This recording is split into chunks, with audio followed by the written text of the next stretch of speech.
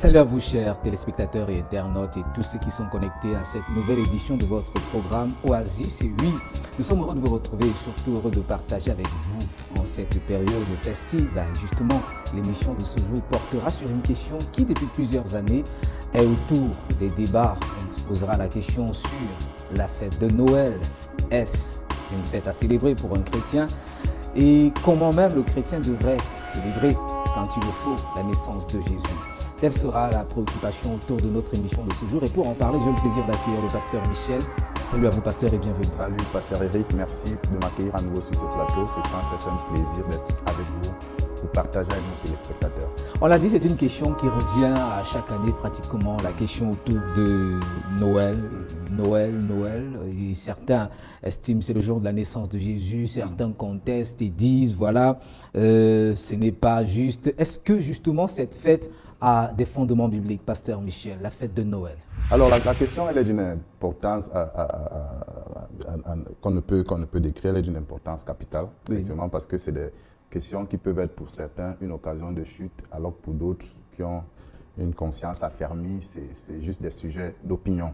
Et il y en a qui se perdent pour des questions d'opinion. Ce qu'il faut dire, c'est que lorsqu'on parcourt la Bible et que l'on fait l'inventaire des fêtes juives, dont la Bible parle, il n'est mentionné nulle part la célébration de la fête de Noël, comme ce serait le cas pour la fête de Pâques, pour la fête de la Pentecôte, et les autres fêtes juives. Donc, de façon explicite, dans la Bible, on ne va retrouver nulle part un exemple de célébration de la fête de Noël.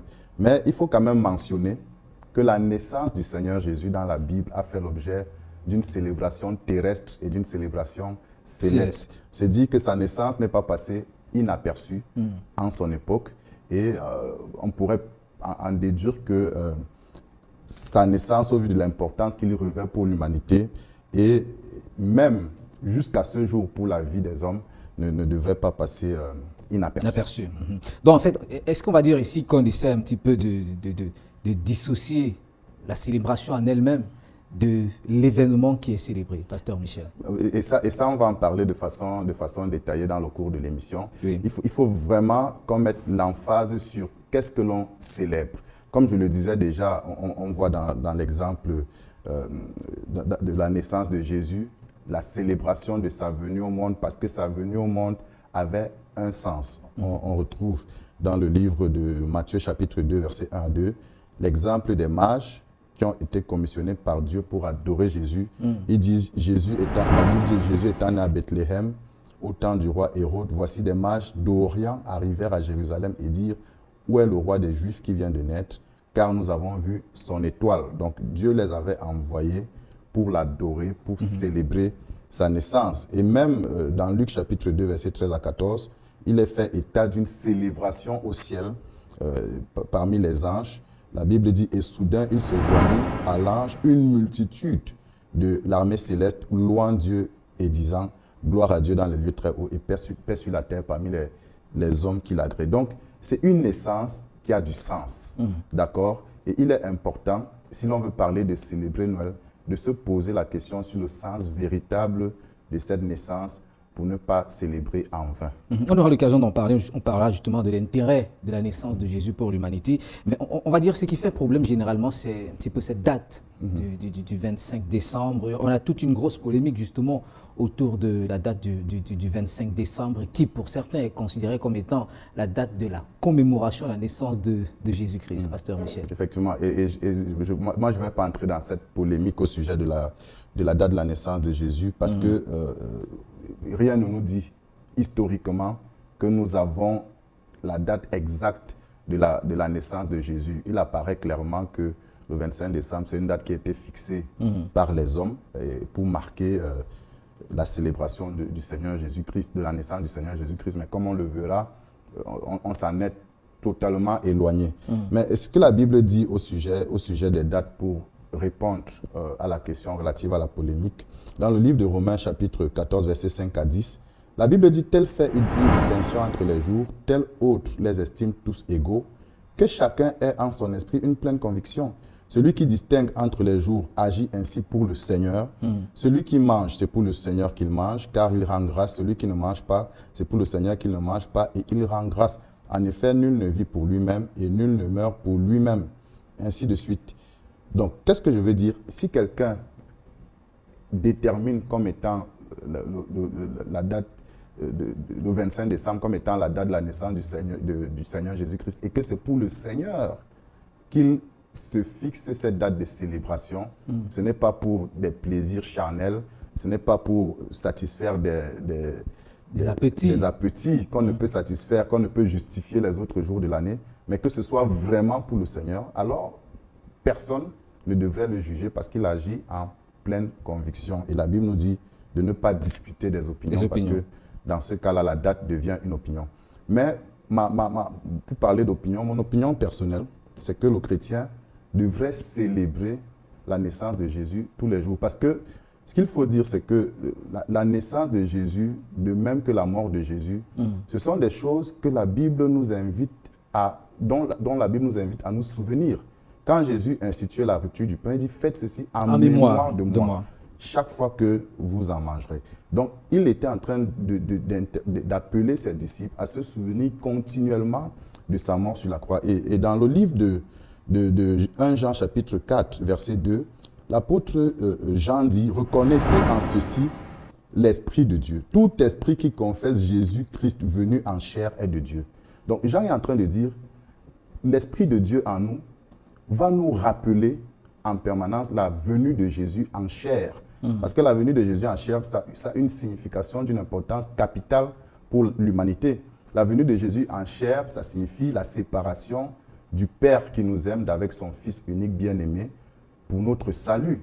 Ça signifie le sacrifice que Dieu a consenti pour le salut de l'humanité. La Bible dit que Dieu prouve son amour envers nous en ce que lorsque nous étions encore pécheurs, Christ est mort pour nous. Donc, l'apôtre Jean dit, le Saint-Esprit en nous va nous rappeler en permanence la réalité de Jésus-Christ qui est venu en chair, pour que nous nous souvenions de l'amour perpétuel de Dieu pour nous.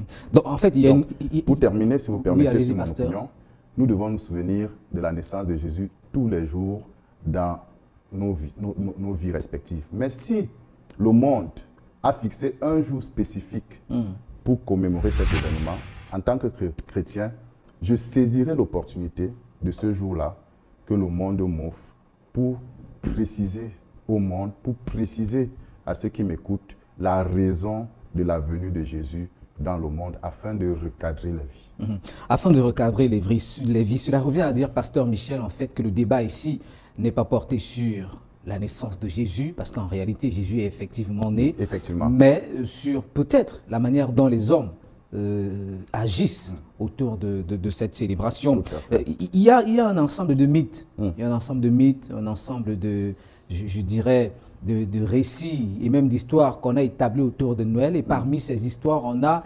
le Père Noël. On a le Père Noël, et certains pourraient se poser la question de savoir, y a-t-il un lien entre Jésus et le Père Noël, Pasteur Michel? En fait, c'est un personnage, moi, qui m'embête beaucoup, parce que c'est un personnage qui distrait les enfants et l'humanité de la personne de Jésus. Parce qu'on parle de la célébration de la naissance de Jésus, mais on parle plus du Père Noël que de Jésus. Je regardais encore une émission au sujet de Noël où des organisations faisaient des activités à l'occasion de la fête de Noël. Personne n'a fait mention de Jésus. Mais au centre de toutes ces activités, on a le Père Noël qui distribue les cadeaux et ainsi de suite. Donc l'humanité, en cette occasion-là, se concentre de plus en plus sur la personne du Père Noël que sur la personne de Jésus. Donc, et le rapport entre la naissance de Jésus et un vieillard, c'est très difficile à trouver. Mais c'est un personnage, par ailleurs, qui me rappelle ce dont la Bible parle en parlant des deux natures de l'homme. La nature avant Christ et la nature après Christ. Et la Bible parle de la nature avant Christ en l'appelant le vieil homme. Donc le Père Noël me rappelle étrangement le vieil homme, parce que le Père Noël, en l'occasion de la fête de Noël, son rôle essentiel, c'est d'apporter les cadeaux. En fait, donc, ce qui va réjouir le corps. Ce qui va réjouir le corps. Donc, il vient dans les familles, il donne ce que le parent... En fait, on prétend, parce que quand on dit il vient, ça donne l'impression qu'il est réel. Oui, vous avez parlé d'un mythe, en fait. Donc, oui. j'entretiens, je vais dans le sens de ce mythe-là.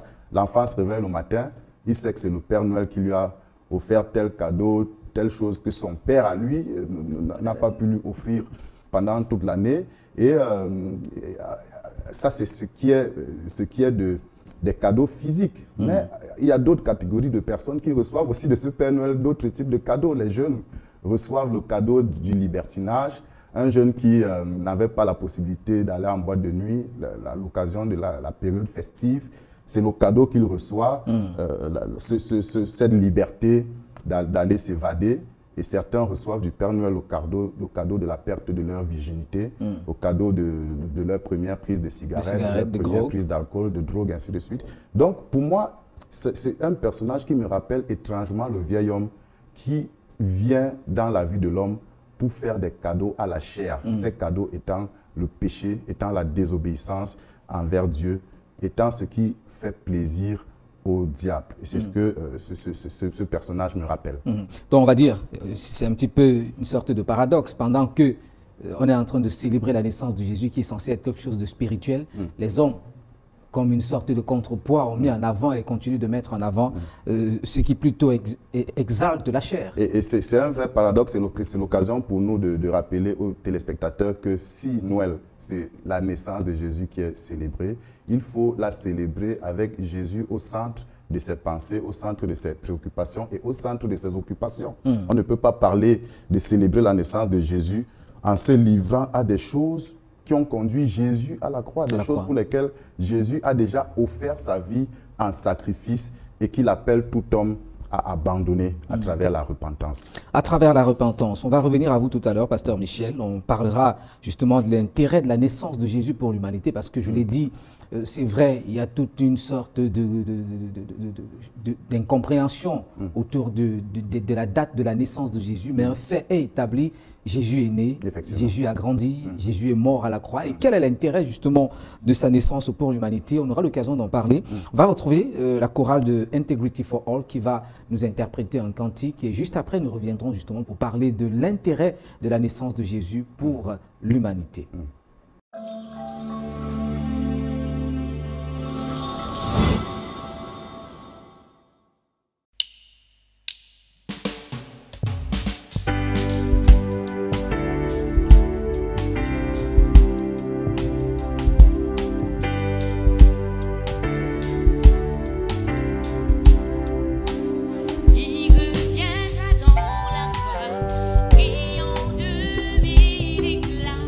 Il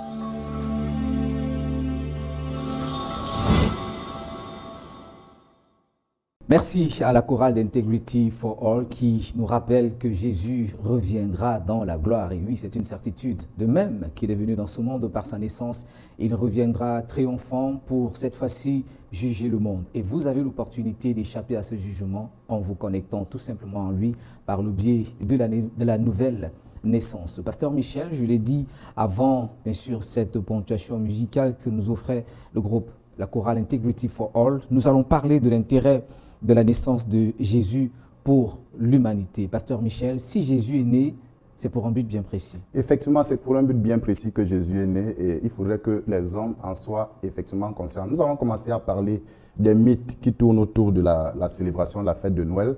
L'un de ces mythes étant l'arbre de Noël. Et de la même manière que le vieil homme, pour moi, c'est un personnage qui vient distraire l'humanité de la personne du Seigneur Jésus-Christ. L'arbre de Noël, c'est aussi un symbole qui vient distraire l'humanité de la véritable raison de Jésus, de la venue de Jésus sur la terre. Jésus n'est pas né pour que des arbres de Noël soient achetés et exposés dans les différentes maisons. Jésus est né pour que les hommes aient accès à un autre arbre que la Bible appelle l'arbre de la vie. Pas l'arbre de Noël. Et la Bible nous parle de cet arbre-là depuis la création. Dans le jardin d'Éden, quand Dieu avait placé Adam et Ève dans le jardin, il y avait au centre du jardin l'arbre de la vie.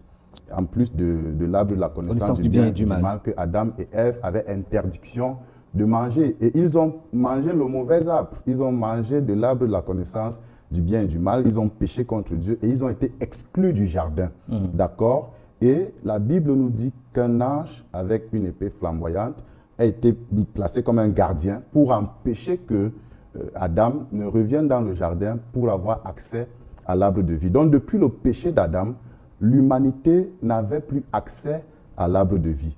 Jésus-Christ est né dans le monde pour donner à nouveau accès à l'arbre de vie à l'humanité. C'est pour ça que la concentration sur l'arbre de Noël, pour moi, détourne l'attention sur la véritable raison d'être de la venue de Jésus. C'est pour nous donner un accès à l'arbre de vie. Et la Bible dit dans le livre d'Apocalypse, chapitre 22, verset 14, « Heureux ceux qui lavent leurs robes, afin d'avoir droit à l'arbre de vie et d'entrer par les portes de la ville. » Jésus-Christ est né dans le monde, il a vécu dans le monde et il est mort sur la croix afin de donner aux hommes le détergent utile pour laver leur robe. Le sang de Jésus, c'est le détergent utile pour laver la robe étant le cœur, la robe étant le caractère, la robe étant son style de vie, la robe étant ses choix. Il est possible d'être purifié, d'être sanctifié, d'être lavé par le sang de Jésus qui a coulé sur la croix. Et c'est la raison pour laquelle il est venu dans le monde. Et lorsqu'il est né, la Bible nous parle d'un prophète Siméon, à qui Dieu avait dit qu'il ne mourrait pas avant d'avoir vu le Seigneur. Donc quand Jésus est né, il est venu, il a béni cet enfant et il a dit, voici cet enfant est destiné à amener la chute et le relèvement de plusieurs en Israël et à devenir un signe qui provoquera la contradiction. Pourquoi est-ce que Jésus est né?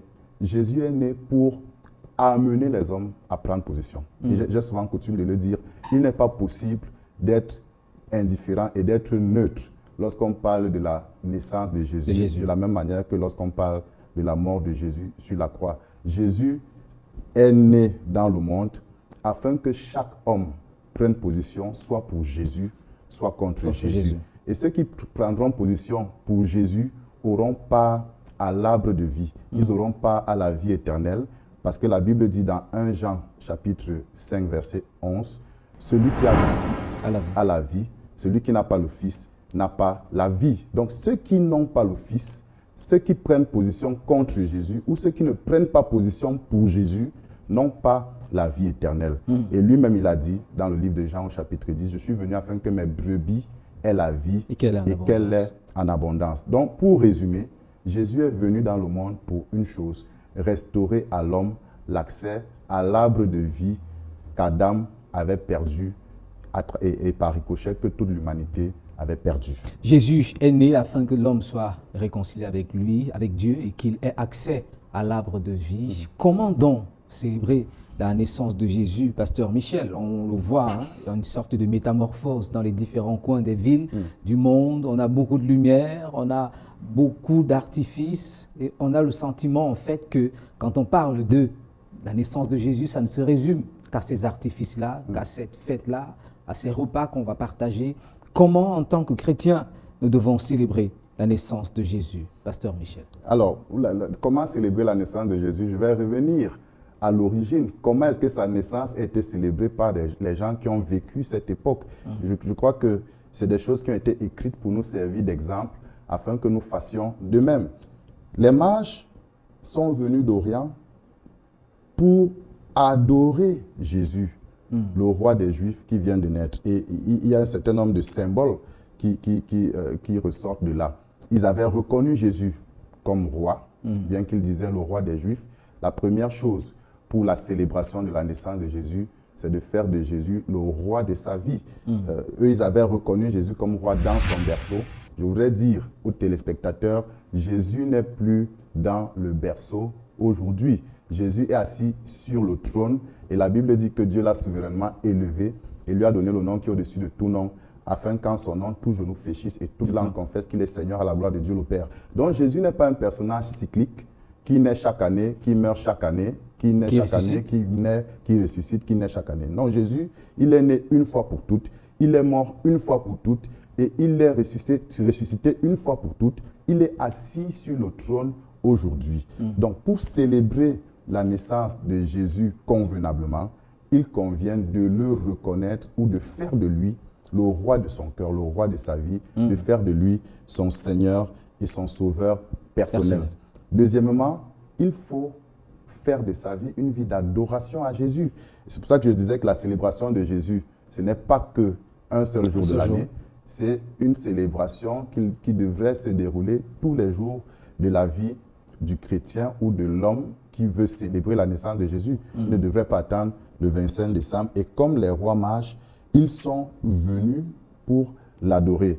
Et la Bible dit que Dieu cherche de véritables adorateurs qui l'adoreront en esprit et en vérité. Donc l'adorer en esprit et en vérité, ça suppose renoncer au péché, renoncer au mensonge, renoncer à toute fausseté et à toute chose qui peut constituer une barrière à la communion avec Dieu. Parce que Dieu est esprit et il faut que ceux qui l'adorent en esprit et en puissent vérité communier avec lui. Et le péché, c'est une barrière qui empêche cette communion en esprit avec Dieu. Donc pour l'adorer, il faut se repentir de ses péchés. Il faut y renoncer et les abandonner. Je voudrais vous dire, chers téléspectateurs, vous qui voulez saisir l'occasion de la naissance de Jésus-Christ pour céder votre virginité entre les mains du diable, il n'y a pas pire contradiction que celle-là. Vous qui voulez saisir l'occasion de la naissance du Seigneur Jésus-Christ pour aller goûter à l'alcool, pour aller vous pavaner dans des lieux de débauche, il n'y a pas pire contradiction que celle-là. La célébration de la naissance de Jésus doit vous amener à vous repentir de tous vos péchés et à mettre vos vies en règle avec Dieu, parce que c'est pour cette raison qu'il est venu. Je vais continuer en disant, lors de la naissance du Seigneur Jésus-Christ, la Bible dit que des anges sont apparus et ont dit du haut des cieux, gloire à Dieu dans les lieux très hauts et paix sur la terre parmi les hommes qui l'agréent. Pas parmi tous les hommes, mais parmi les hommes qui l'agréent. La naissance du Seigneur Jésus-Christ, c'est une interpellation à rechercher la véritable paix. Pas la paix que le monde donne, pas la paix que l'ONU donne, qui n'est qu'une paix éphémère, qui n'est qu'une paix superficielle, mais la paix intérieure. Et pour avoir accès à la paix intérieure, il faut faire partie des hommes que Dieu agrée. Et une seule chose caractérise les hommes que Dieu agrée, c'est d'accepter Jésus-Christ dans leur cœur comme Seigneur et Sauveur. Quand Dieu les regarde, il voit Jésus, son Fils bien-aimé dans leur cœur, il les agrée. Ils sont agréés à travers Jésus-Christ qu'ils ont accepté comme Seigneur et Sauveur personnel. Maintenant, pour ceux qui ont reçu Jésus-Christ comme Seigneur et Sauveur personnel, comment célébrer Noël?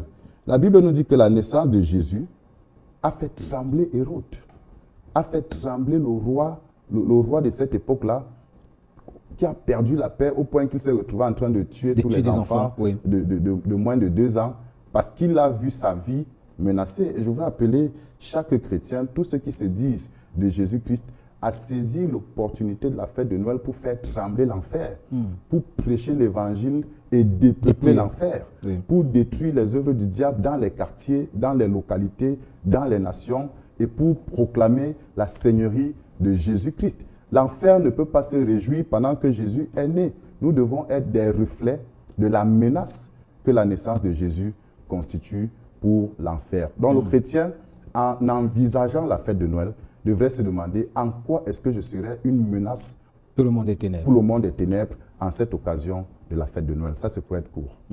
Une occasion non seulement de parler de Jésus, mais aussi une occasion pour faire la paix avec Dieu, pour ceux qui ne le connaissent pas.